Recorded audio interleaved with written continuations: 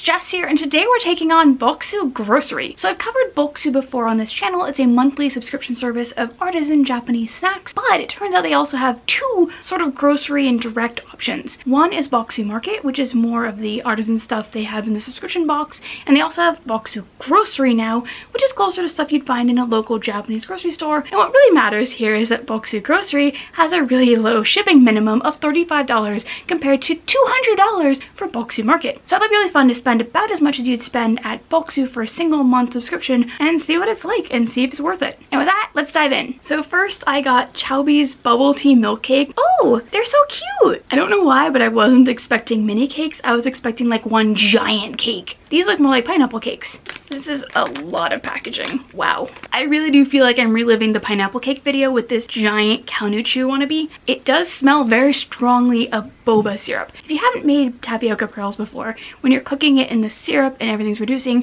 there's a caramely sugary sweetness to it, and this smells exactly like that. So I tried cracking it open like a pineapple cake and it didn't work. Oh dear. Well, cheers. So you have this super chewy boba sweet center that very much eats like a very dense tapioca pearl with a lot of caramely sweetness. And trying some of the exterior on its own, it's a very, very dry shortbread. Not as buttery as the pineapple cakes were, so it feels like a pineapple cake, but it's really just strongly boba flavored. I feel like this is one for kids. Next, we have a chocolate Baumkuchen from Suzuya. So if you haven't had Baumkuchen before, the Japanese version is on giant metal tubes where they dip it in cake batter and then roast or bake it, and then they dip it again and keep going until you get these concentric cake layers. I think it's the coolest thing. It smells strongly cocoa-y, but I'm a little bit concerned about the artificialness as well. One way to find out. Cheers. This cake is honestly kind of a bummer. There's a really strong artificial note taking over everything that makes you wonder if it's near expiry, actually, to be honest, because it's also a bit dry in a way that I don't normally associate with Baumkuchen. Underneath all of this though, there's actually a pretty nice little cocoa flavor. It's just getting overpowered by everything else. Next is Lotte and their Pie no Mi chocolate pie. I know this is more about dagashi or like a convenience store chocolate, but I wanted them. I haven't had them in forever and they're cute. I mean, look at it. It's a little puff pastry guy. It's got a little bit of chocolate in it. Isn't it just the cutest? Smells of cocoa. Cheers. It's got thin shattering layers, almost kind of like phyllo rather than a pie crust, so they're just so thin and crisp. And then underneath that is a nice little bit of cocoa, kind of acting like a sweetly fudged truffle underneath it all. This is the kind of thing I'd love with tea, because I think a good black tea would really enhance it and make it even more tasty. Next we have Yishi and their Taro bubble tea oatmeal, which I'm not gonna lie, this is not the most visually appealing oatmeal I've ever had. I made it in the microwave with a bit less than a half cup of water, just because that's how I normally make oatmeal in the microwave, and it's really syrupy porridgey. It smells good. It does smell kind of taro-y. It smells like sweet potato or like a buttered baked potato. And there's a fair bit of tea in here. I've never had tea in my oatmeal before, so this will be new. Cheers. I'm not sure what I think of it at all. This needs something. There's no textural variation. It's just porridgey. And I know you're saying it's oatmeal, but I think this should have something. It needs something. I am wondering if like a cinnamon granola or a tea granola or even chia seeds to mimic bubble tea would help here. Just something to give a bit more texture. As it is, it's just like straight taro, the porridge. Next, we have Fujiya Countryman and their double choco. I haven't had this particular Countryman cookie before, but they tend to be very, very soft chocolatey cookies. Also, this bag is utterly ridiculous in the best way. Yeah, I really wish Japan wasn't so into individual wrapping. I mean, it's great for sharing, but you got this little cookie in very sweet smelling chocolate, so we'll see. Cheers. It's almost like eating a cookie truffle, because you have the softness of the outside and then the crispness of the cookie inside. Still too sweet for me. If they made this in a 70%, I would be all over it. As it is, I could see pairing this with an unsweetened or lightly sweetened tea, maybe an Assam or an English breakfast, so that the sweetness could enhance the tea. Last of the food items, we have Kit Kat cheesecake flavor. I feel like unusually flavored Kit Kats are definitely one of the quintessential Japanese snack items people think of, so I wanted to pick some up. Though I really cannot approve of Nestle's behavior in terms of child labor. They have improved things, but still there's so much left to go. They need to pay their farmers more. I will say, unlike Hershey cookies and cream, this actually contains cocoa butter. However, cocoa butter is the last ingredient after sugar, lactose, palm oil, and whole milk powder. This will be interesting. There is a little bit of a yogurty, almost cheesecakey tang to it. Oh, cheers. It's kind of warm in here. I'm not trying to have these melt all over me. Ignoring my frustrations with Nestle for the moment, the wafers have a really nice crispy crunch, and it's a fairly sweet white chocolate. It's a white chocolate Kit Kat. I'm not getting a tang or a cheese note that I would have hoped for.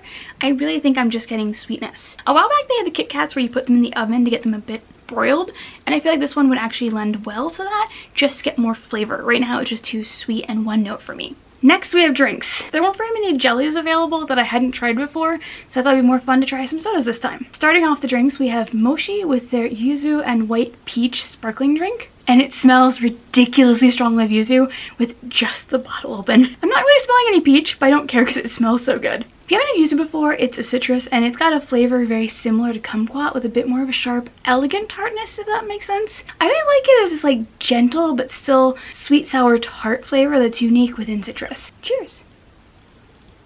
This is a far gentler drink than I was expecting. I was expecting a very, very bold, intense flavor, and it's pretty mellow. So it is yuzu first, and then the peach, and I swear there's almost a kumquat note between the two together in the middle, and I'm really getting a strong kumquat finish, actually. Because the bubbles are really small and the peach is pretty mild, I am kind of getting a LaCroix feel out of the end of the drink, but the beginning is more floral and fragrant and tart. My actual problem is I'm having trouble thinking what to drink it with, because I usually have soda with other stuff. And you know, I think this is one I really just like on its own. Like, this is a drink I'd want to take with me while I'm doing something. Like, maybe I'd split a bottle with a friend while going cherry blossom viewing, or just doing something chill or reading a book. It's not one that I would really eat with anything because I'm worried the peach flavor will be lost entirely. But that's not a bad thing. It's a sipping soda for a nice relaxing day. So next we have the Junzo-sen Surioroshi Ringo apple juice.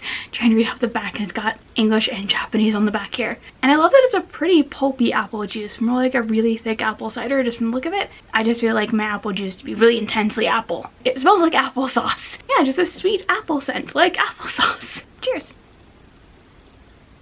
For those of you concerned about pulp, it's not like orange juice. It's really more delicate. Like, I'm aware that I'm drinking something with pulp in it, but it's not really impacting how it feels to drink it. It's not as sweet of a drink as I was expecting too. It's more of just a mellow, delicate apple flavor. I was hoping it was going to be as sweet as the applesauce smell I was getting, but it's just kind of a chill, gentle apple note. The problem I'm having is I'm from Washington State, where we have really, really good apple cider, and this is about as good as what I get at home. Look, this is a town where you can get varietal apple cider. We have apples. So last, certainly not least, is the Kuki Sangyo Kurogoma or Black Sesame Latte Mix, which my main initial ding so far is that they covered the instructions with the sticker, and so I had to go figure out what the instructions were. Basically, it's 2 teaspoons or 15 grams of the mix, 240-ish milliliters of milk that is hot or iced, depending on how you want to make it. If you haven't had black sesame before, I hope you can try it out. It's kind of reminiscent of peanut butter in that nuttiness, but it's not as front intensely nutty. It's more soft and smooth and earthy. I really like it. I also love just how easy this was. You add in some hot milk and you're good to go. It does clump a little, so I think if you're being cautious and not trying to film B-roll, I would stir in a little milk, make a slurry, and then add in the rest of the milk. But it's not a big deal and didn't impact me that much. And it just smells so good. A little earthy, a little nutty. Oh, my favorite. Cheers. Oh, I like this. So it smells much stronger than tastes. It's a very mild, delicate black sesame with a really lingering finish of black sesame. I'm getting that little hint of salt from the ingredients, but it's just a little afternote, and it's not super sweet, surprisingly. I'd love to try this unsweetened, but I still think even with sugar, it's a surprisingly mellow and delicate drink. And because you're using milk, it's so creamy and smooth and soft. Oh, today it's raining out and overcast and just kind of cloudy day, and this is like the perfect drink for today. I so like it. I think if you're someone who wants a really intensely bold black sesame drink, this isn't the drink for you, though I think making it cold could fix that a little bit. That could be really good for boba. So my thoughts, starting with my favorites. Honestly, the drinks won out the most for me.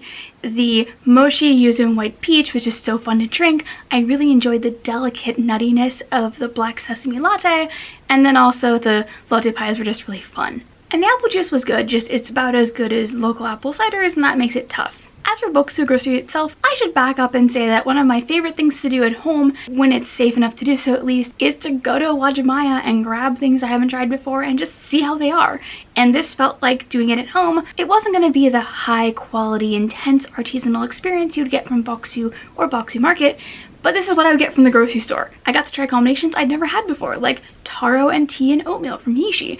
I also got to try some new things I'm super excited about, like the black sesame latte. And also there's the things I didn't include in this video, like I picked up some seaweed I'm really excited to eat, along with some hot pot broth that's been hard to get regularly at Wajimaya. I really only have 2 dings for Bokksu, and they're not really even dings, they're just comments. One is that they don't have a large amount of inventory. They are working on that, so hopefully down the road in a few months it'll be much better, but for right now they don't have a whole lot of stuff. And 2, they're still working on improving the website. It's better now, as I'm filming this, than it was when I made my order, but when I was ordering, I could really only browse like the whole thing. Now they at least have some categories, but if you're new to browsing Japanese foods, it might be a little confusing, and so better to give a heads up on that. So with all of that, what I ordered from Bokksu again? Yeah, they have some stuff I haven't tried before. They have an online inventory of some stuff that's not consistently available locally right now for whatever reason.